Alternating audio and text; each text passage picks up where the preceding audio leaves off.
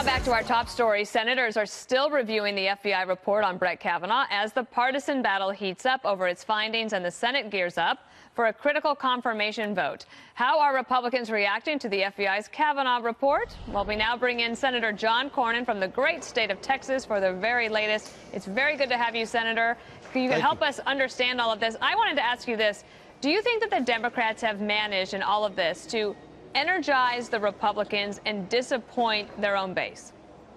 Well, I think when we confirm Brett Kavanaugh, which I predict we will on Saturday, I think that will be the outcome. Yes. Of course, we could have had a more dignified way to consider Dr. Ford's allegations through the normal process. But since Senator Feinstein sat on those allegations for about 6 weeks and dropped them on us after the hearing, the first hearing on Judge Kavanaugh, we got into this, I think, circus where there were no rules and the end seemed to justify the means. So, but yeah, this could have been handled much better, and I think in a way that would have been more dignified, more protective of Dr. Ford and the judge.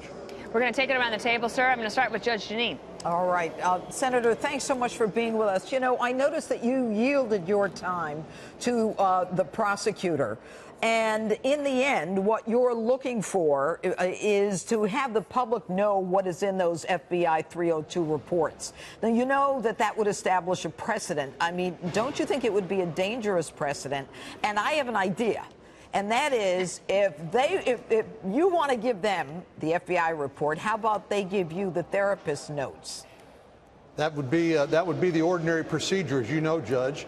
And but the reason why we decided to ask Rachel Mitchell to ask the questions of Dr. Ford is because we know we would have been criticized for having aging white men asking a victim of sexual assault hard questions, but we really needed to have answers to the questions in order to test her story. As you know, there's been no corroboration whatsoever. In fact, all of the people she's identified have refuted her version of the story. But again, something happened to Dr. Ford, but we weren't given the benefit of her therapist notes, which I think would have shed a lot of light on that. All right, Jesse Waters. Hey, Senator Cornyn, I just wanted to know, has your relationship with your Senate Democrat colleagues on the other side fundamentally changed after how they behaved within the last 2 months? Because I've never seen Chuck Grassley, who's pretty even-tempered, so animated and so angry at some of the behavior coming out of the other side that it looks to me like it's beyond repair. What's your assessment of your relationship now? My favorite Chuck Grassley saying is, just because I'm yelling at you doesn't mean I'm mad at you. Okay. But this is strained relationships and the trust that's always important, particularly in the legislative process. We understand that we're adults and we know what's at stake here. We have different views, but we've been getting a lot of things done under this administration with Republican majorities in the House and the Senate. But this process is not one I would ever want to see repeated for anybody, for any nominee, a Republican or Democrat, nor for any witness who comes before the committee. I think it's been shameful. Greg Gutfeld.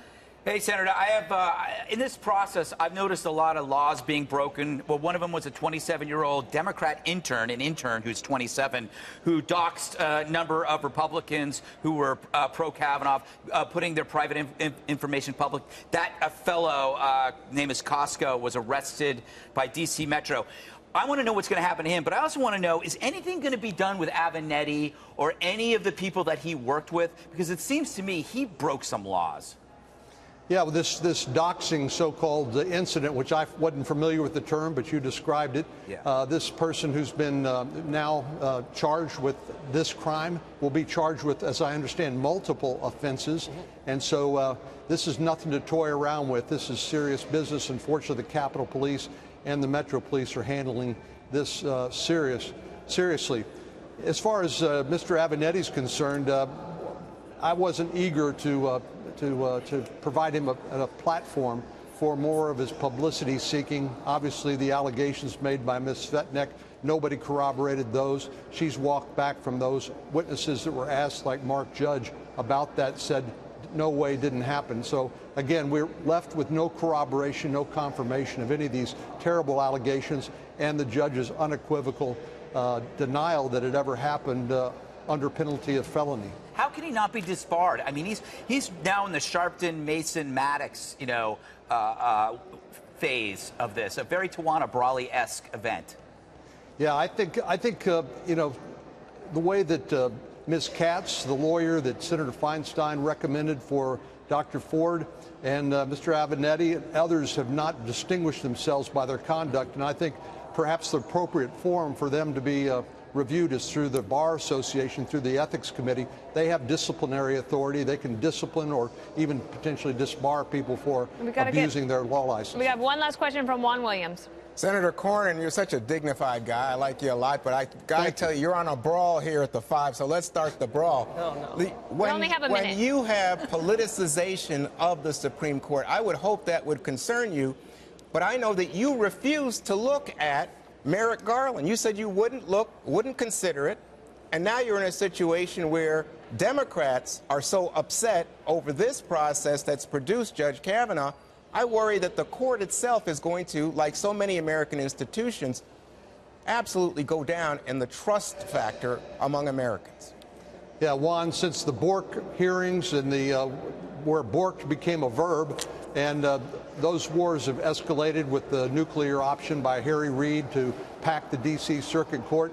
Unfortunately, this has gotten worse and worse. I hope we've reached the end of that, and we can return to some more dignified process, both to the nominee and that would reflect well on the Senate. But this, we had a lot of hardball played, and unfortunately, I think we're reaping the whirlwind.